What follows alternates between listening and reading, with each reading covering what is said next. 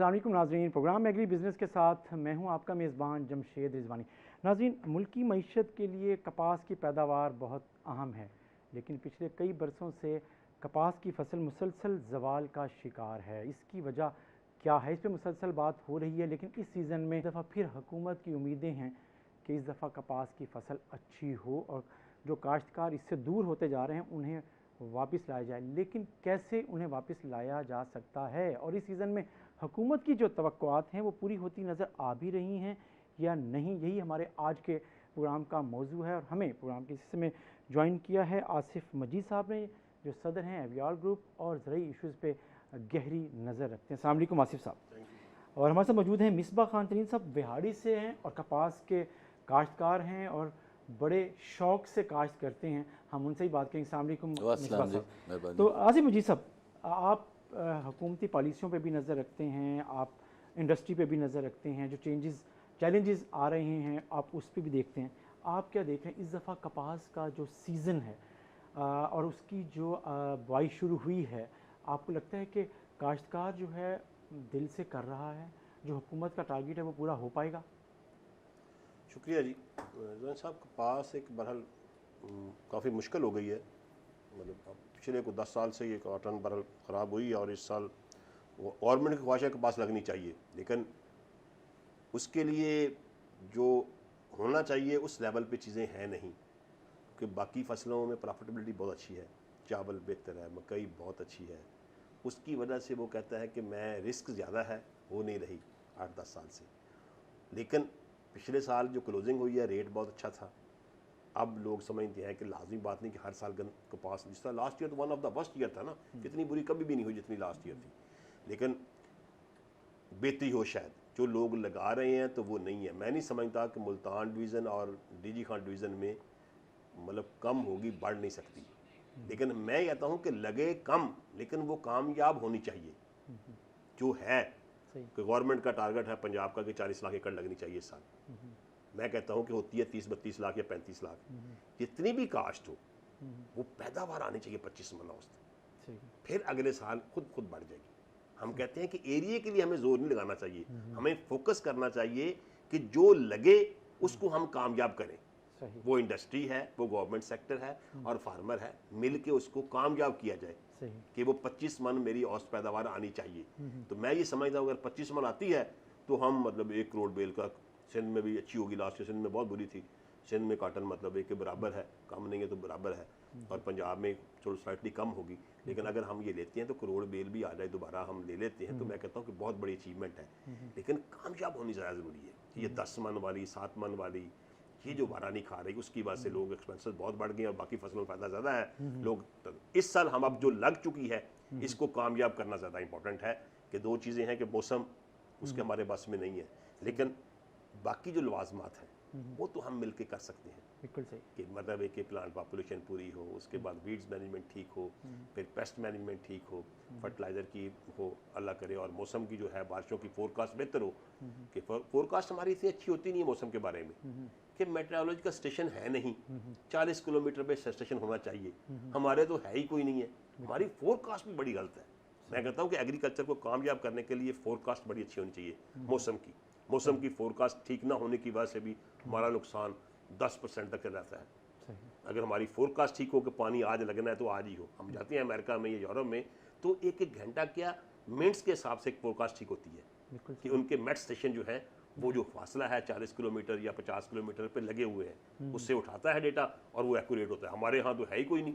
हमारे यहाँ एक अपने सेंट्रल कॉटन रिसर्च इंस्टीट्यूट में था, उसके बाद पता ही कोई नहीं है। फोरकास्ट भी ठीक नहीं होती है कि मौसम की जो फोरकास्ट है ना, ये भी ठीक हो जाए ना तो कॉटन ठीक हो तो सकती है। हमारी उसकी ना होने की वजह से भी बारिश है, आज होनी है तो नहीं है, पानी लगा है या नहीं है, पिकिंग कर लें।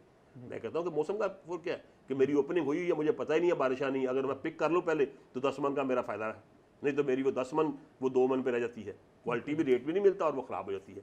तो मैं कहता हूँ कि फोरकास्ट भी कॉटन की कामयाब करने के लिए हमें बहुत ज़्यादा जोर लगाना पड़ेगा, फोरकास्टिंग पे भी तवज्जो रखनी पड़ेगी। मिसबा खान तरीन साहब, आप तो इसके आपने इससे फ़ायदा भी उठाया है माजी में और उसको नुकसान भी झेले हैं आपने। बेशक। क्या आप देखते हैं नुकसान क्यों हुआ आपको मुसलसल पिछले सालों में? अब किस हौसले के साथ आप दोबारा इस तरफ आए हैं कि आप लगाया अपनी सीज़न में भी?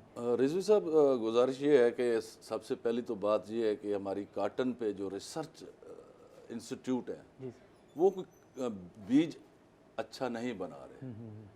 कि बीज अगर अच्छा, अगर प्राइवेट कंपनियां बीज बना रही हैं, बिल्कुल सही। उनके बीज मतलब सैम्स कंपनी ने बनाया है, वो 2-3 साल से चल रहा है, S32 जो है, SS32। इस लिहाज से काटन रिसर्च वाले इस पे कोई रिसर्च ऐसी नहीं आ रही, कोई 10-12 साल से कोई बीज उनका इस साइड पे काटन पे नहीं आया। अच्छा, सबसे पहली बात तो ये। दूसरी बात ये है कि सन 2020 में 56 लाख गांठ थी जो हुई, ये कम होती गई। 18 में जो कम से कम 90 लाख गांठ थी, जो फिर ये 2020 में ये 56 लाख पे आ गई। इसकी वजह ये है कि सबसे पहले तो बात ये है कि जो है ये अपना बीज जो है, उसके बाद सबसे दूसरी बात जो है वो पेस्टिसाइड कंपनियां जो है, जो ये दवाइयां लेके आती हैं कपास के लिए, उसमें वो क्वालिटी नहीं रही। जो ये सकिंग का सबसे बड़ा प्रॉब्लम है, जो रस चूसने वाले वाइट फ्लाई है, तेला है, इसके लिए जो जितनी भी पेस्टिसाइड आ रही है मार्केट में, उसमें वो क्वालिटी नहीं रही जो इस पेस्ट को कंट्रोल करे। तो तीसरी बात आसिफ मजीद साहब ने कहा है कि मौसम बड़ा डिपेंड करता है। जो सबसे अहम बात जो मैं करना चाहता हूँ यहाँ पे, वो है काटन जोन। काटन जोन में इन्होंने आके शुगर मिलें लगा ली, काटन जोन में आके इन्होंने जो है ना राइस की काश्त शुरू कर दी, मकाई की काश्त शुरू कर दी। काटन को उसका मॉइस्चर जो है वो इतना ज़्यादा हो गया, जिसकी वजह से पेस्ट का जो अटैक है वो ज़्यादा हो रहा है। और फिर वहाँ दवाइयाँ भी, जो जितनी भी पेस्ट है वो उस पर कंट्रोल भी नहीं कर रही, जिससे काटन बहुत ज़्यादा पीछे चली गई है। और इस चीज़ को हम सब ने मिलकर, ये हमारे लिए एक वाइट गोल्ड है जिसको हमने बचाना है, पाकिस्तान को बचाना है, काटन को बचाना है, तो पाकिस्तान बच जाएगा इंशाल्लाह। लेकिन आप नहीं समझते कि पीछे कुछ अरसे में जितना नुकसान हुआ है, ये जो गोल्ड है वो अब सिल्वर में बदलता जा रहा है, कुछ चीज़ें हो रही हैं, तो ऐसे ही है आसिफ साहब कि इसको क्या है, जो हम इसे कैश क्रॉप कहते हैं, गोल्ड क्रॉप कहते हैं, और क्या उनकी बात बिल्कुल सही है। जनूबी पंजाब मैं क्या सखर डिवीज़न, बावलपुर, मुल्तान और डेजी खान, ये काटन का एक जोन था। ये 4 डिवीज़नें बहुत बड़ी थी। लोअर सिंध तो है, लोअर सिंध का तो माशाल्लाह जन्नत है एग्रीकल्चर की, मौसम बड़ा माइल्ड है, हवा चलती रहती है, वो तो ज़राअत बड़ी अच्छी होती है वहाँ पर। हम बात कर रहे हैं इन 4, सखर, मुल्तान, बावलपुर और डेजी खान। अब यहाँ तो काटन जिस तरह बात की, ये नो डाउट मल्टीपल क्रॉपरी का बड़ा वजह है काटन ना होने की। क्योंकि पहले होता था कि मीलों की मील कपास नजर आती थी, एक ही फसल होती थी और वेदर एक जैसा था। अब माइक्रो क्लाइमेट तब्दील हो गई है, गन्ना है और साथ ही चावल लगे हुए हैं, उसकी ह्यूमिडिटी हाई होती है, और ह्यूमिडिटी हाई हो तो फिर मतलब एक जो पेस्ट है ना और शेडिंग, दोनों चीज़ें ज़्यादा होती हैं। कि शेडिंग भी ज़्यादा होती है और वो पेस्ट का जो है वो भी कंट्रोल बड़ा मुश्किल होता है। बड़ी एक ना, पहले क्योंकि दक्खन चलता था ना, हम दक्खन की बात किया करते थे, दक्खन चलता तो पेस्ट खुद मैनेज होता था कि दक्खन चलता रहे तो कीड़ा खत्म हो जाता आता ही नहीं था, और टींडे बनते थे बेताशा। कि मतलब दक्खन से मुराद आप उस दक्खन को कह रहे हैं जो हवा का रुख है, जो साउथ पंजाब में खास तौर पे चलता है, वो चलती थी ना। वो एक हम उसको कहते थे कि अब कपास बड़ी कुदरती एक वो था उसका ना। अब दक्खन वाला जब से ये गन्ना और चावल आया ना, वो खत्म हो गई, है ही नहीं। वो चलती थी हवा, और उसकी में रिटेंशन लेवल बढ़ता था, बोल का फॉर्मेशन बड़ी होती थी, और पेस्ट भी कम होता था। वाइट फ्लाई आती ही नहीं थी, खत्म हो जाते पेस्ट उसमें। एक बोलवर्म होता था, बोलवर्म खत्म हो गया अब ड्यू टू बीटी काटन, लेकिन सकिंग होता नहीं था दक्खन से। मतलब खुद ही वो ना आवाज़ आती थी उससे, मतलब एक वो ह्यूमिडिटी जो बात कर रहे थे ना, वो जो इन्होंने बात की है पहले कि जो मल्टीपल क्रॉप एरिया हो गया है, उसने एक बहुत बड़ा मतलब एक उसकी जो रिसर्च की बात की, उस तरह वैरायटीज नहीं आई फिर जो उसको मैच कर सकें कि ह्यूमिडिटी और मतलब एक जो है उसमें वो टेंशन लेवल बढ़े। वो वैरायटीज़ नहीं आ सकी। जो बात की है कि दायरे ख़त्म हो गए, सच के है ही नहीं। अब मतलब जिस तरह ये बात कर रहे हैं कि काम प्राइवेट सेक्टर है साइम की, अब सारी वैरायटी वो लग रही है, गवर्नमेंट उसको अप्रूव नहीं कर रही, हर बंदा उसकी बात कर रहा है कि वो जिसके उसके है नहीं ठीक। वो अब हर बंदे ने इनसे पूछेंगे तो इन्होंने आपने कितना लगाया होगा जी उसका साइम का टोटल एरिया साइम का तो फिर सारी 32 लगाई है, 102 लग रहा है, उसकी अप्रूव नहीं है वैरायटी को, अप्रूव्ड ही नहीं है, अप्रूव्ड ही नहीं। दोनों वैरायटी जो उसकी हैं दोनों वो चल रही है ही नहीं। अब ये जो चीज़ें हैं ना, इसलिए काटन, मैं कहता हूँ कि काटन के लिए हमें समथिंग स्पेशल करेंगे तो काटन होगी। ये जो समथिंग स्पेशल है, ये क्या समथिंग स्पेशल ये है कि हम अब सीरियसनेस वैरायटीज़ के बारे में, नंबर 1 तो वैरायटीज़ है, फिर उसके बाद है कि जी हम ये जो पेस्ट मैनेजमेंट की बात की है उन्होंने, हम पेस्ट मैनेजमेंट वाइट फ्लाई की मैनेजमेंट बेहतर होनी चाहिए। हम कहते हैं कि वाइट फ्लाई, अब न देखें ना जी, अब काटन हो गई है, इतनी दुनिया में काटन लंबी क्रॉप कहीं नहीं है। काटन होती थी सिर्फ मैक्सिमम 120 टू 150 डेज, इससे ऊपर नहीं जानी चाहिए सर। हमारी काटन तकरीबन 180 टू 220 डेज की है। 180 डेज से लेके 6 महीने से लेके 8 महीने तक की कपास बनती है। आप कहते हैं 120 डेज की होनी चाहिए? 120 डेज 150 डेज से ऊपर होनी नहीं चाहिए। सही। फिर वो पीरियड शार्ट, पहले होता था कि 4 से 5 स्प्रे करते थे, कि 15 अगस्त को करते थे शुरू, और 15 सितंबर के बाद 1 महीना सवा महीना पेस्ट का मैनेज होती है। अब क्या होता है कि अब जून के अब जो ये लगाई है इन्होंने, इसको फ्रूटिंग आ जाएगी, और हफ्ते बाद फ्रूटिंग आएगी। जब देखेंगे फ्रूटिंग, ये स्प्रे शुरू कर देंगे, खाद भी आएगी, पानी भी आएगा। देखे ना, ये ही मैं कहता हूँ कि जब ये अर्ली फ्रूटिंग वाली वैरायटीज आ गई हैं, जो अब पहले होता था कि 15 अगस्त को हम खुश्क हल चला चला के गोडियां खुश्क कर करके हम करते थे कि फ्रूटिंग को लेट करें, पानी देते नहीं थे, खाद देते नहीं थे, और खुश्क हल चलाते थे कि फ्रूटिंग आएगी तो फिर पानी देंगे, फिर खाद देंगे। अब 30 दिन बाद स्केयर लगता है, 30 दिन बाद फूल लगता है। जब फूल लगता है, पानी भी, खाद भी और कीड़ा भी, और फिर उसके लिए चल सकता, तीनों चीज़ें। खाद चली गई 2-2.5 बोरी से, यूरिया से चली गई तकरीबन 6-7 बोरी यूरिया पे, डीएपी भी डालनी शुरू कर दी, पोटाश भी करनी शुरू, माइक्रोन्यूट्रिएंट्स भी डालने शुरू कर दिए। पानी जो होते थे 4-5-6, अब चले गई 10-10, 15-15 पानी पे कपास। पेस्ट स्प्रे होते थे 4 से 5 स्प्रे, अब चले गए 15 से 20, और पेस्ट मैनेजमेंट मुश्किल हो गई। ये तीनों फैक्टर जो है, विंडो शार्ट, वैरायटी ऐसी हो जो उस हम 120 टू 150 डेज में आ जाए, हम उसको लेके फारग हो जाए कि खाद भी काम करें। अच्छा, पानी भी ऐसी वैरायटी पे काम हो रहा है? बस कोई नहीं हो रहा होगा तो कोई नजर नहीं आ रहा अभी तक। अच्छा, इस पे हम बात जारी रखते हैं। मिसबा साहब, आपसे ही बात करते हैं, लेकिन हमें छोटा सा एक ब्रेक लेना है, और ब्रेक पे बाद हमें मेहमान हमें ज्वाइन करेंगे डॉक्टर अंजुम भुट्टर साहब, जो डीजी हैं ज़राअत तौसीक के, वो भी हमें ज्वाइन करेंगे प्रोग्राम के अगले हिस्से में। नाज़रीन, पहले ब्रेक के बाद वापस आते हैं आपके पास।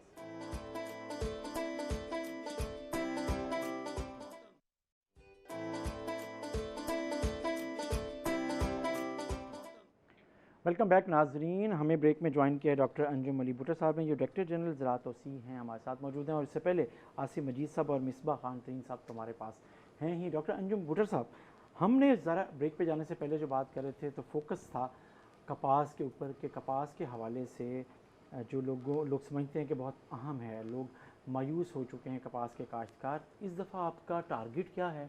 आप समझते हैं कि कपास का काश्तकार में कुछ हौसला है, अभी बचा है, जो वो कपास लगा रहा है? कितने % आप समझते हैं कि कपास का हदफ आप पूरा करने में कामयाब हो जाएंगे? बहुत मेहरबानी जी। पहले तो मैं माजरत करता हूँ कि मैं फील्ड में था और आपने मुझे इमीडिएटली कॉल किया, मैं हाज़िर हुआ। बुनियादी तौर पे जी, कपास की कैंपेन इस वक्त पंजाब में जारी है, लेकिन ये ज़रूर है कि कपास के इलाके में कपास के मुकाबले में बहुत तगड़ी फसलें हैं, जिनके प्रॉफिटेबिलिटी मार्जिन, जिनकी टेक्नोलॉजी इस वक्त की कॉटन सिचुएशन से बेहतर हैं। लेकिन यकीनन कॉटन एक सस्टेनेबल क्रॉप है, सेमी एरिड एरिया की क्रॉप है, हमारी क्रॉप है, और हम कॉटन इकोनॉमी पर बिलीव करते हैं, तो इसलिए ये कॉटनॉमिक्स की बात करते हैं। तो कपास प्रेफरेंस नंबर 1 रही है पंजाब में। इस वक्त सूरत हाल ये है कि कपास को 40 लाख एकड़ के ऊपर हम टारगेट कर रहे हैं, और हमारी कोशिश है कि ये कम से कम 6 मिलियन बेल इसमें हार्वेस्ट करें। आज तक की सूरत हाल ये है कि कपास की जर्मिनेशन बहुत अच्छी है। इस वक्त बारिशें नहीं हुई, जिसकी वजह से प्लांट पॉपुलेशन ठीक है। पहला जो पेस्टिसाइड का प्रॉब्लम था वो कम नज़र आ रहा है, कहीं पे थ्रिप्स, कहीं पे वाइट फ्लाई थोड़ा बहुत नज़र आया। मैं पिछले 2 दिन से इसी एरिया में ट्रैवल कर रहा हूँ, और तमाम किस्म की क्रॉप्स देख रहे हैं जो अभी सोइंग हो रही है, जिनकी थोड़ा सा कद बढ़ गया है, और कुछ जगह पे अर्ली सोइंग की भी क्रॉप इंस्पेक्शन की है। गवर्नमेंट ऑफ पाकिस्तान बहुत सीरियस है कॉटन के ऊपर, और वो टर्न अराउंड करना चाह रही है, और टर्न अराउंड के लिए बुनियादी तौर पे एक कॉस्ट ऑफ प्रोडक्शन की रिडक्शन, बेहतर टेक्नोलॉजीज, और उसके पास कपास की अच्छी कीमत। हम इस वक्त ट्रैक एंड ट्रेस पॉलिसी पे काम कर रहे हैं। गवर्नमेंट ऑफ पाकिस्तान के जो फेडरल सीड सर्टिफिकेशन डिपार्टमेंट है वो, और पंजाब एग्रीकल्चर डिपार्टमेंट, हम कॉटन का जितना सर्टिफाइड सीड अवेलेबल है उसको हम डीलर्स की दुकानों तक और काश्तकारों तक ट्रैक कर रहे हैं। और ये मैं अर्ज करता चलूँ कि नेक्स्ट ईयर से जो सर्टिफाइड टैग होगा उसके ऊपर आप SMS की फैसिलिटी लोड कर देंगे ताकि हर टैग ट्रेसेबल हो, पता हो कि ये टैग कहाँ से लगा है, ताकि काश्तकार का एक क्वालिटी सीड के ऊपर कॉन्फिडेंस बिल्ड हो। गवर्नमेंट ऑफ पंजाब की एक स्कीम 1000 रुपये फी एकड़ की है, जिसमें हम लास्ट बैग तक जा रहे हैं और काश्तकार हमारे से पैसे ले भी रहा है। 1000 रुपये पर बैग, जो हमारी जो हाई लेवल कमेटी थी उसने जो best of the best 6 varieties recommend की थी, उन वैरायटीज़ का कंपनियों ने अब क्वालिफाई किया और उनके जो सीड्स हैं उन्हीं वैरायटीज़ के वो टैग लगा के मार्केट में आए हैं। इसके साथ साथ चूँकि वाइट फ्लाई एक बड़ा इशू था, गवर्नमेंट ऑफ पंजाब ने फेडरल गवर्नमेंट की सपोर्ट के साथ 30,000 रुपये फी एकड़ वाइट फ्लाई की, 30,000 रुपये पर फार्मर, 1200 रुपये पर एकड़ के हिसाब से 25 एकड़ तक की सब्सिडी अनाउंस की है। 26 कंपनीज ने पार्टिसिपेट किया हुआ है। अभी कुछ दिनों में उनके ज़्यादा आपको सेल नज़र आएगी, लेकिन वोचर स्क्रैच शुरू हो गया है। गवर्नमेंट ऑफ पंजाब के पास ऑलरेडी बैंक में पैसे हैं और वहाँ से वोचर पैसे मिलने शुरू भी हो गए हैं। लेकिन मैं ये भी अर्ज़ करूँ कि कपास के एरिया के अंदर जो कॉर्न इन्वेजन है सर, उसको आप इग्नोर नहीं कर सकते। Corn for silage, corn for seed, ये दोनों काश्तकार के लिए बहुत प्रॉफिटेबल हैं और बहुत सारे रकबे जिस वक्त खाली हैं उसमें काश्तकार की प्रेफरेंस चेंज हुई है और यकीनन काश्तकार की ज़िंदगी को बेहतर करना महकमा ज़राअत की बुनियादी जिम्मेदारियों में शामिल है। हम कॉर्न के ऊपर भी काश्तकार को पूरा सपोर्ट कर रहे हैं, सही सही। लेकिन हम राइस पे भी सपोर्ट कर रहे हैं। आपने कहा कि आप 6 मिलियन गांठ पंजाब का टारगेट हैं एटलीस्ट आपका है, लेकिन इस दफ़ा तो कम से कम 4 के करीब पहुंचे पंजाब, तो एकदम इतना बड़ा जंप आप कैसे एक्सपेक्ट करते हैं? सर, मैंने पहले भी आपकी प्रोग्राम में ये बात की थी कि गवर्नमेंट ऑफ पंजाब की जो ऑफिशियल फिगर्स हैं वो 5 मिलियन बेल है सर। जो आप PCGA की फिगर कोट करते हैं और गवर्नमेंट ऑफ पंजाब की फिगर्स के दरमियान फ़र्क है सर। जो पाकिस्तान के स्टैटिस्टिक्स में जो डेटा रखा जाएगा वो ऑफिशियल फिगर होंगी जो जिनके लिए अदारे मौजूद हैं सर, और उनके हिसाब से पंजाब की जो ऑफिशियल फिगर है पहले 4.9 था, अभी जो लॉक हुई है वो 5 मिलियन बेल हुई है। कम है, 38,12,000 एकड़ के ऊपर क्रॉप लगी थी। इनिशियली पिछले साल क्रॉप अच्छी थी, लेकिन अगस्त के आखिरी हफ्ते में क्रॉप ने चेंज किया सिचुएशन और हम 16.5-17 मन पे आए। इस साल हम 21-22 के ऊपर ट्राई कर रहे हैं। ये कोई बड़ा टारगेट नहीं है, पंजाब ने इसको अचीव किया हुआ है। आज मार्केट जो सिंध में खुली है वो काश्तकार के लिए बहुत हौसला अफजा है।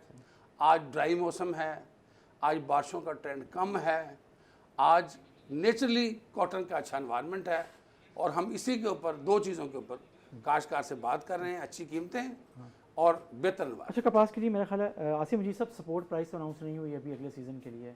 आप समझते हैं कि इस मौके पे अगर कर दिया जाता है तो था मौका उसको कैश कराने का, वो अभी तक ज़ाया हो गया है या अभी भी कोई गुंजाइश मौजूद है? अभी गुंजाइश तो कोई नहीं है, फायदा कोई नहीं उसका।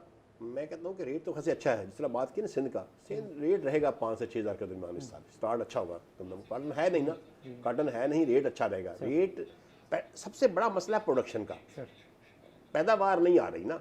जब तक कॉटन की पैदावार नहीं आएगी तो एग्रीकल्चर का भी या फार्मर का भी रियल कंसर्न तो पैदावार है। उसको प्रोडक्शन मिल जाए कि 25 मन औसत उसकी मन बन जाए, 25 मन औसत पैदावार, तो मैं कहता हूँ कि वो बहुत खुश है, फिर उसको कोई प्रॉब्लम नहीं है। जिस तरह रेट है और वो चीज़ें हैं, कॉटन फिर वायबल है। लेकिन अभी सपोर्ट गवर्नमेंट का ये एप्टमा मतलब है कि काटन की प्राइस नहीं आने देगी सपोर्ट पर, आनी नहीं है। ये तो मुश्किल है, कोई पॉसिबल नहीं है किस तरह आ जाए। लेकिन अगर पैदावार आती है ना जी, मैं कहता हूँ इस साल मौसम जिस तरह बात की है, ड्राई है, चीज़ें हैं, काटन अच्छी है, मतलब है कि अगर इस दफ़ा 25 मन पैदावार आ जाती है ना ज़मींदार की, अच्छे ज़मींदार की बात कर रहा हूँ, तो बहुत ही औसत चलो 21 मन बनेगी, लेकिन 25 मन अच्छे ज़मींदार की पैदावार औसत बनती है तो मैं कहता हूँ कि बहुत बड़ी अचीवमेंट है। फिर मैं कहता हूँ जितने भी एरिया लग जाए, वो एरिया लग रहा है 32 लाख या 35 लाख या 38 लाख या 40 लाख, जितना भी लग जाए उसको बचाना। मैं बार बार ये कह रहा हूँ, वो प्रोडक्शन आनी चाहिए, सारे मिल के उसकी पैदावार के लिए कि जो भी उसकी गाइडलाइन कंस्ट्रक्शन डिपार्टमेंट है, पेस्ट वार्निंग है, प्राइवेट सेक्टर है या फार्मर की जो अपनी है, कि उसकी पैदावार आनी चाहिए इस साल। अगर पैदावार आती है तो फिर एरिया खुद ब खुद बढ़ जाएगा, ये फिर ये 50 लाख 60 लाख तो दोबारा जा सकता है। लेकिन अगर उसकी पैदावार आती है, पैदावार नहीं आती, अब है तो भावलपुर ही 40% एरिया भावलपुर का बनता है जी, तकरीबन 40% प्लस 40% भावलपुर डिवीज़न है, भावलपुर डिवीज़न है, भावलपुर डिवीज़न अच्छी है, वहाँ पर काटन अच्छी हो रही है, कोई इसमें शक वाली बात नहीं। मिसबा खान तरीन साहब, आप क्या समझते हैं कि आसिम मजीद साहब जो बात कर रहे हैं कि 25 मन अगर एवरेज आती है तो एक हौसला आएगा, और लेकिन आप जो डीजी साहब ने बात की कि जी इंसेंटिव हम कर रहे हैं, सपोर्ट भी कर रहे हैं, तो आम काश्तकार कपास का आप जैसा, जैसे बिहाड़ी और टिब्बा सुल्तानपुर इस साइड पे अभी भी काश्त कर रहा है, चौक मेतला पे, तो क्या हौसला है? आप समझते हैं कि क्या इश्यूज़ आ रहे हैं कि आप रिजवी साहब 2-3 चीज़ें हैं ऐसी, डॉक्टर साहब से भी मैं ये गुजारिश करूँगा कि ये सब्सिडी दे रहे हैं पेस्टिसाइड पे, जैसे 1200 रुपये इन्होंने कहा कि, और उसके अलावा इस पे खाद पे भी। तो सबसे पहली बात जो है ना बीज, मेन चीज़ जो है ना बीज पे गैर मुल्की जो दूसरे ममालिक है, ये बीटी काटन को उन्होंने ट्रिपल जीन में तब्दील कर दिया है, जिसमें सकिंग वाला जो ये वाइट फ्लाई है, तेला है, अमेरिकन सुंडी है, चितकबरी सुंडी, इसको कंट्रोल कर रहा है ट्रिपल जीन। वो अभी तक पाकिस्तान में नहीं आया ट्रिपल जीन। डबल जीन जो आया था, जो अमेरिकन सुंडी और ये चितकबरी, इसको ख़त्म किया था। उसके बाद ये सकिंग वाला सिलसिला ज़्यादा हो गया, जिसकी वजह से काटन तबाह हुई है। तो सबसे पहले तो मैं ये कहूँगा कि क्वालिटी, पेस्टिसाइड की क्वालिटी पे उसको कौन कंट्रोल करेगा? जब तक हमें क्वालिटी वाली स्प्रे नहीं मिलेगी, क्वालिटी वाला बीज नहीं मिलेगा, काटन को कैसे हम बूस्ट अप कर सकते हैं, ऊपर कैसे ले जा सकते हैं? मैंने पहले भी बात की है कि जोन, काटन जोन को काटन जोन की हद तक रखे। अब काटन जोन, जहाँ पे जो काटन जोन मेल्सी था, ख़त्म हो रहा है, ख़त्म हो गया, बल्कि तकरीबन 60% ख़त्म हो गया। अब ये जोन चला गया है रोई की तरफ कि वहाँ पे ये फसलें, गन्ना नहीं है, चावल नहीं है, मकाई नहीं है, वहाँ पे ये काटन कामयाब हो रही है। ये पिछले साल जो रोई में बेहतरीन काटन हो गया, सिर्फ वजह थी कि वहाँ पे ये अनदर जितनी फसलें थी वो नहीं थी, जिसकी वजह से वहाँ पे ये काटन अच्छी हो गई, पेस्ट कम आया। अच्छा, लेकिन कहा जाता है कि आप अनअप्रूव्ड वैरायटीज़ जो हैं वो भी काश्तकार ने क्योंकि लगाई हैं, उसकी वजह से मसाइल आते हैं, और आप किस तरीके से मानते हैं कि यार ये भी एक वजह है? ये बिल्कुल वजह है। जब तक हमारा cotton research institute cotton seed अच्छा लेके नहीं आएगा, तो ये प्राइवेट कंपनियां तो कमाने के चक्कर में है। ये सीड माफिया जो है ये कमाने के चक्करों में है, पेस्टिसाइड वाले कमाने के चक्करों में है। मतलब कि उसमें कम से कम गवर्नमेंट ये चीज़ कंट्रोल करे कि रिसर्च सेंटर बनाया है तो कम से कम बीज अच्छा काश्तकार को मिले। मैं सबसे पहले कहता हूँ कि बीज अच्छा होगा तो सब कुछ ठीक होता जाएगा इंशाल्लाह ताला, और काटन अपने पाँव पे आ जाएगी।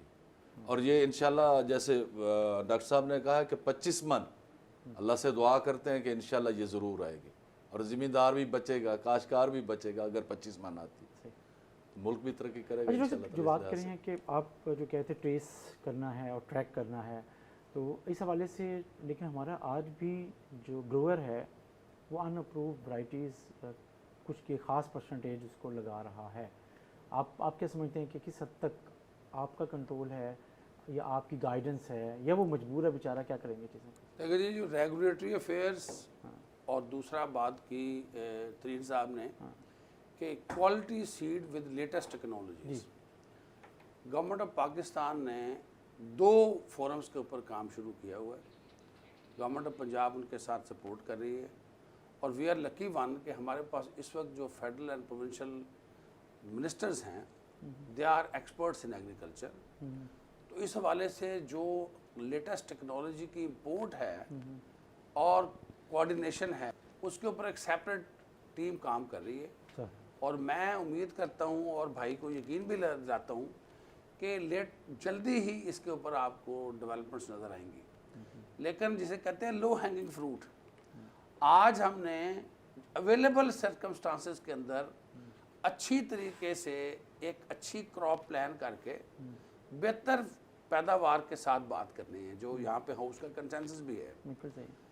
हम कोशिश कर रहे हैं कि काश्तकार जो सीड इस्तेमाल करे वो बेहतर सीड इस्तेमाल करे। बिल्कुल सही। इस वक्त का जो सीड एक्ट है वो इस बात को अलाउ करता है कि मिस ब्रांडिंग कॉग्निजेबल ऑफेंस है, जिसमें अनअप्रूव भी आता है। सही। हम मुतलका अदारों के साथ भी बात कर रहे हैं कि कोई भी जगह के ऊपर जो कमर्शियल ट्रांजैक्शन है उसको पकड़ा जाए। सर खुद भी हमारा ये आर्गूमेंट रहता है कि नंबर ऑफ इंस्पेक्टर्स बढ़ाए जाएं और सेक्शन 28 स्मॉल ए को जो सूबों को दिया जाए ताकि सूबे भी आपको रेगुलेटरी अफेयर्स में मदद कर सकें। तो ये फेडरल गवर्नमेंट के साथ हमारे एक कंसर्न्स हैं, लेकिन हम चूँकि आज अवेलेबल सिचुएशन में हैं तो आज फेडरल गवर्नमेंट वो सारा सीड जो कंपनीज ने डीलर्स को भेजा उसकी डिटेल्स हमें शेयर कर रहे हैं सर और हम उनको डीलर्स की दुकानों पे देख रहे हैं। आज सूरत हाल ये है कि काश्तकार सीड नया नहीं खरीद रहा, या इसको कहें बहुत कम खरीद रहा जी है। जी होम ग्रोन सीड के ऊपर ज़्यादा रिलायंस है क्योंकि हम लोगों के साथ इंटरेक्ट भी कर रहे हैं। कुछ ऐसी वैरायटीज़ के ऊपर भी रिलायंस है जो वो समझते हैं कि पिछले सालों में बड़ी कादावर रही हैं। पेस्ट कंट्रोल के हवाले से मैं बात करूँगा, क्लाइमेट रेजिलिएंट के हवाले से मैं बात करूँगा। डिपार्टमेंट के फोकस में वो नहीं है लेकिन वो नज़र आ रही हैं। सर और फिर हम बात करेंगे पेस्टिसाइड क्वालिटी की। सही पेस्टिसाइड क्वालिटी के अंदर बहुत सारी कमेटीज़ काम कर रही हैं, एफिकेसी के ऊपर भी काम है। जुमे को यहाँ मुल्तान में एक बड़ी डिटेल इसके ऊपर मीटिंग हुई और मिनिस्टर एग्रीकल्चर पंजाब हर 10 दिन के बाद 15 दिन के बाद एक कॉटन के ऊपर मीटिंग कर रहे हैं। हमारा जो पेस्ट मैनेजमेंट प्रोग्राम है वो IPM बेस्ड है। सही हम कॉटन को IPM सिस्टम के ऊपर ज़्यादा बेहतर तरीके से फ्लरिश करना देख रहे हैं। सही हम चाह रहे हैं कि कॉटन को स्टार्ट ऑफ द सीज़न से ट्रीटमेंट से लेके लास्ट स्प्रे तक सर जो उसका प्रॉपर स्प्रेइंग शेड्यूल है उसके हिसाब से मूव किया जाए। सही अगर कार्ड की ज़रूरत है तो वो लगाए जाएं। हमने इस वक्त टोटल पेस्ट मैनेजमेंट प्रोग्राम जो है वो IPM बेस लेके आए हैं, उसके मैनुअल बनाए हैं और इसको मज़ीद स्ट्रेंथन भी। अच्छा, इसमें तमाम स्टेक होल्डर्स को एतमाद में लिया गया। आप समझते हैं कि सब लोग तय कर चुके हैं कि ये पॉलिसी ठीक है IPM प्रोग्राम में? जी, IPM जो है बेसिकली IPM में तमाम पिलर्स शामिल होते हैं। अगर IPM को आप देखें IPM में मैकेनिकल कंट्रोल भी है, कल्चरल कंट्रोल भी है, बायोलॉजिकल कंट्रोल भी है और केमिकल कंट्रोल भी है। We are not opposing the chemical control, लेकिन हम कहते हैं कि वो ट्राइआज़ोफॉस और ऐसे कम्बिनेशन स्टार्ट के ऊपर ना डाले जाएं। मैंने वैसे बात कर दी ताकि जिससे स्टार्ट के ऊपर ही आपके पास, चूँकि शदीद गर्मी नज़र आ रही है, आज भी दिन बहुत गर्म है, तो इस गर्मी के अंदर आपका जो पेस्टिसाइड की रेसिपी है या पेस्टिसाइड की रिकमेंडेशन है वो ऐसी रहे जो काश्तकार को कपास की बेहतर पैदावार में मदद दे। आप बहुत अहम बात कर रहे हैं, इसके जारी रखेंगे कि नाज़रीन? छोटा सा ब्रेक के बाद वापस आते हैं। ब्रेक।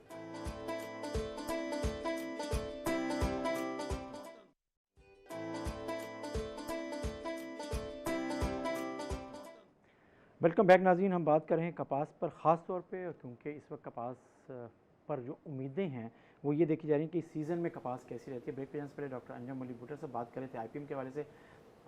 आप एक स्टेक होल्डर हैं, आसिम मजीद साहब, आप क्या समझते हैं जो हुकूमत ने ये जो प्रोग्राम पर उनका फोकस है उसमें आपका जो सेक्टर है वो किस हद तक सपोर्ट कर रहा है? रिजवानी साहब देखें, IPM एक पार्ट है, को अदल से है, इसका शुरू दिन से होना चाहिए। अब दुनिया में ना सारी चीज़ें घूम रही हैं सीड के गिर्द। पेस्ट फर्टिलाइज़र की कम इस्तेमाल, पेस्टिसाइड का कम से कम, सीड का रोल होगा। जब तक हम सीड का सिस्टम ठीक नहीं करते हैं रिसर्च, तो ये चीज़ें पॉसिबल नहीं है। अब हमारा देखें, आप दो चीज़ें हैं, हम इसी एरिया में देख लें, मेज़ भी है और काटन भी है, ये लगनी है। अभी मेज़ की पैदावार 120-25 मन तक आ रही है, जो पहले 50-60 मन थी, अब 125 पे। काटन जो थी पहले 30-35 मन आती थी, 40 मन आ गई, 10-15 मन पे, 20 मन पे। अब इसमें नो डाउट पेस्टिसाइड का इस्तेमाल, वाइट फ्लाई मैनेज नहीं हो रही। मैं फिर कहता हूँ कि सीड का सिस्टम दुनिया में काटन जो हो रही है ऑस्ट्रेलिया में, या मतलब है कि हम जाते थे, मैं कहता हूँ 92 में हम गए हैं तो वहाँ 20-20 स्प्रे होते थे और अमेरिकन सोडी मरती नहीं थी और कपास बिल्कुल पॉसिबल नहीं थी। आज अमेरिका, आज 2-3 स्प्रे से ऊपर स्प्रे नहीं है ऑस्ट्रेलिया में, और प्रोडक्शन मतलब है कि तकरीबन 50 मन पैदावार आ रही है। सीड का उन्होंने सिस्टम बेहतर कर दिया, रिसर्च बेहतर है, और सीड का सिस्टम बेहतर है। और इसके गिर्द घूमती काटन उस दिन ठीक होनी है जिस दिन सीड का सिस्टम, जो उन्होंने ट्रिपल की बात की, दुनिया बहुत आगे चलेगी। हमने बोल गार्ड 1 को नहीं अडॉप्ट किया और उसके बाद जो कर रहे हैं जिस तरह से, वो भी पता ही है। अभी तक हमने बीड्स मैनेजमेंट के ऊपर भी ग्लाइफोसेट का इस्तेमाल भी अभी तक हम नहीं कर सके। ये बड़ी पुरानी टेक्नोलॉजी है। हमारा सिस्टम ठीक नहीं है सर्च का। प्राइवेट सेक्टर और पब्लिक सेक्टर जब तक मिलके नहीं करेंगे ये सीड्स का सिस्टम ठीक होने का। काटन को मेज को ठीक किया है तो पाइनियर ने और मोंसेंटो ने ठीक किया है, किसी और का कोई कंट्रीब्यूशन नहीं है। गवर्नमेंट की रेगुलेशन गवर्नमेंट के पास होनी चाहिए। सिस्टम उसको बेहतर करें कि जो हो रहा है वो सीड क्वालिटी का मिल रहा है कि नहीं मिल रहा, जनरेशन ठीक है उसकी कि नहीं ठीक, ये चीज़ें रहनी चाहिए। लेकिन अब इस तरह काटन की भी बात कर रहा हूँ मैं, लेकिन काटन में उस तरह हमने नहीं कर सके और डिले करते गए। अब इतना ख़राब हो गया कि अब उसको ठीक करने के लिए हमें बहुत ज़्यादा मतलब जल्दी में है, जल्दी में होने वाला नहीं है। ये फिर 8-10 साल लगेंगे। जो 3 की बात कर रहे हैं या टेक्नोलॉजी की बात कर रहे हैं हम, वो आने में टाइम लगेगा और चीज़ें हैं नहीं।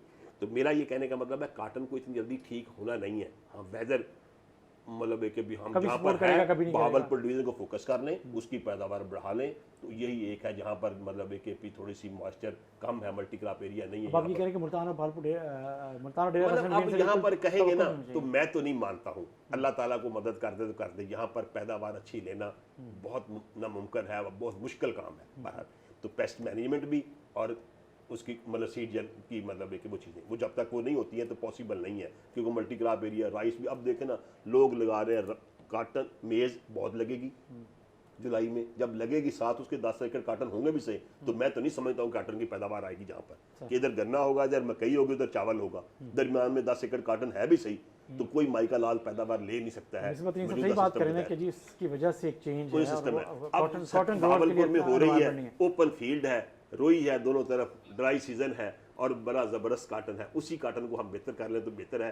अब ये 10 एकड़ जो 15 एकड़ हम दरमियान में लगाते हैं, तो मुझे तो नहीं लगता कि इसकी हम बहुत ज़्यादा बेहतरी कर लेंगे। हाँ, जब खुले एरिया है 200-400 एकड़ कट्टी आ जाए, 500 एकड़ जैसा टिब्बे की बात कर रहे हैं, वो 3-4 मौजे हैं, वहीं पर भी मतलब एक वो लग रही है काफ़ी ज़्यादा, तो फिर भी आ रही है बेहतर। इस तरह के हों कि मौजे ही काटन हो, लेकिन दरमियान में गन्ना भी हो, साथ चावल भी हो, साथ 10 एकड़ तो ये तो नहीं होगी।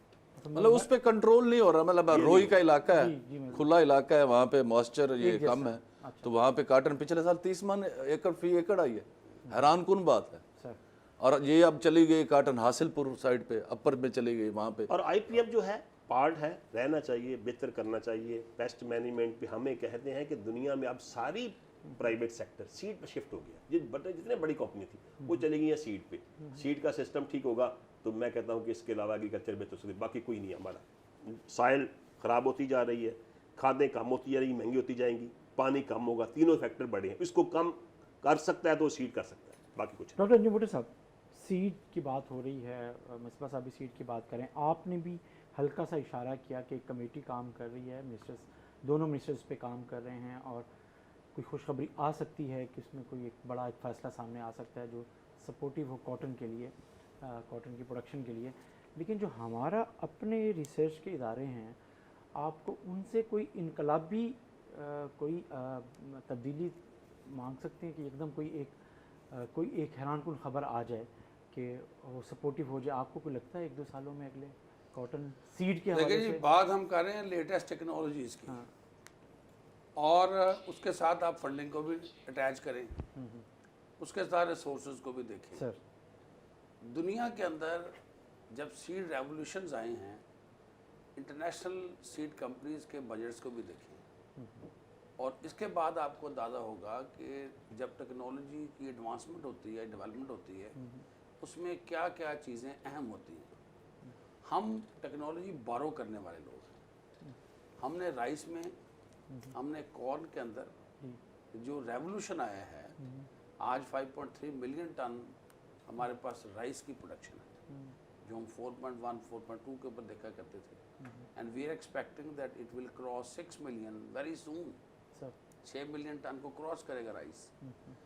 जो कॉर्न है वो तकरीबन 7 मिलियन टन के करीब पहुंच गई है, जिसको जो लगती 9-10 लाख एकड़ पे थी, आज वो 22-23 लाख एकड़ पे चली गई। ये मैं ग्रेन की बात करता हूँ, साइलेज इसके अलावा है।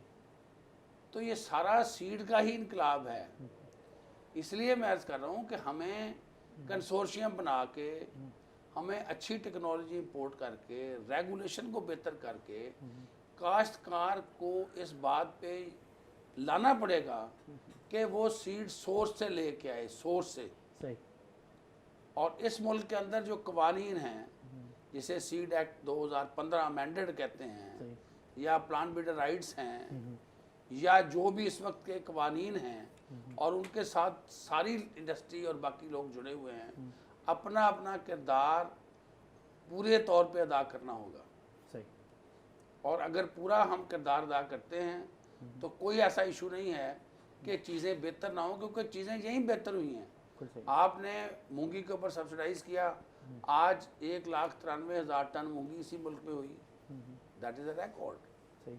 आपकी इस वक्त भी जो राइस की मैंने बात की, जो इस वक्त वीट की देख लें, आपके पिछले प्रोग्राम के अंदर डिस्पाइट द फैक्ट दैट बहुत बड़े एरिया के अंदर लॉजिक थी, मैं 23 मार्च की बात करूंगा, और आप ही के प्रोग्राम के अंदर मैंने ये बात की थी कि हम इंशाअल्लाह अज़ीज़ 20 मिलियन को क्रॉस करने जा रहे हैं। हमने सीड में बहुत ज़्यादा इंसेंटिव दिया था, वाइट फ्लाई पे गए, फंजासाइड पे गए, इम्प्लीमेंट्स पे गए। आज राइस के अंदर भी आपको जो चेंज नज़र आ रही है, हम राइस में कंप्लीट पैराडाइम शिफ्ट पे जा रहे हैं, मैकेनिकल प्लांटिंग पे जा रहे हैं। जो राइस के 15 डिस्ट्रिक्ट्स हैं उसमें हम मैकेनिकल प्लांटर इंट्रोड्यूस करा रहे हैं, और शुगर केन को भी हम शुगर केन डिस्ट्रिक्ट्स में इन्हें बिग वे देख रहे हैं। ऑल क्रॉप्स जो काश्तकार के पास ग्रो करती हैं वो हमारी फसलें हैं। कपास फोकस पे ज़रूर है, लेकिन आज 750 मन यहीं पे लोगों ने गन्ना निकाला है, यहीं पे हम गन्ने के ऊपर 8 लाख रुपए का प्लांटर दे रहे हैं आधी कीमत के ऊपर। जॉन डियर का इम्पोर्टेड प्लांटर है जो यहाँ पे तकसीम हो रहा है, 40 लाख का प्लांटर राइस का यहाँ पे तकसीम हो रहा है। इसलिए और सीड के ऊपर हम सपोर्ट दे रहे हैं। सीड के ऊपर क्यों सपोर्ट जा रही है जी? तो ऑलमोस्ट 10 फसलों के ऊपर सीड सपोर्ट है। कनोला पे है, सनफ्लावर पे है, चने पे है, मूंगी पे है, गंदम पे है, राइस पे है, तिल पे है। इसलिए है कि काश्तकार बैग्ड, टैग्ड और लेबल्ड सीड इस्तेमाल करे। सीड के इम्पोर्टेंस की वजह से ही तो ये सारी की सारी एफर्ट्स हैं कि काश्तकार को कूपन डाल के प्रमोशनल प्रोग्राम के जरिए इन सीड्स के ऊपर लाया जाए। उम्मीद करते हैं कि मैक्सिमम काश्तकार इस्तेमाल करेगा। आज उसके अंदर डिजिटल इंक्लूजन का दौर है। आज हम काश्तकार को किसान कार्ड पे ला रहे हैं, और किसान कार्ड पे इसलिए ला रहे हैं कि आज क्लाइमेट चेंज की वजह से काश्तकार का नुकसान हो रहा है। हम उसकी हैंड होल्डिंग नहीं कर सकते, हम उसको इंश्योरेंस देंगे, हम उसकी लिमिट्स रखेंगे बैंकों के अंदर, हम उसको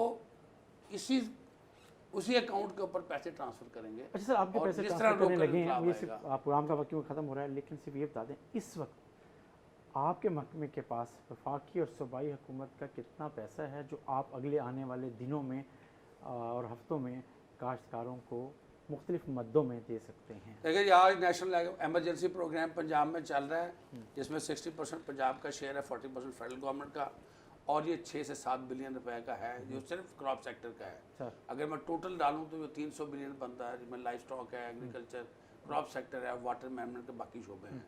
अभी एक बहुत बड़ा प्लान एग्रीकल्चर ट्रांसफॉर्मेशन प्लान आ रहा है जो पूरी एग्रीकल्चर को टर्न अराउंड कर रहा है, जिसके अंदर एक बहुत मैसिव डिसीजंस हैं, starting from the credit to the machinery, हर चीज़ के अंदर।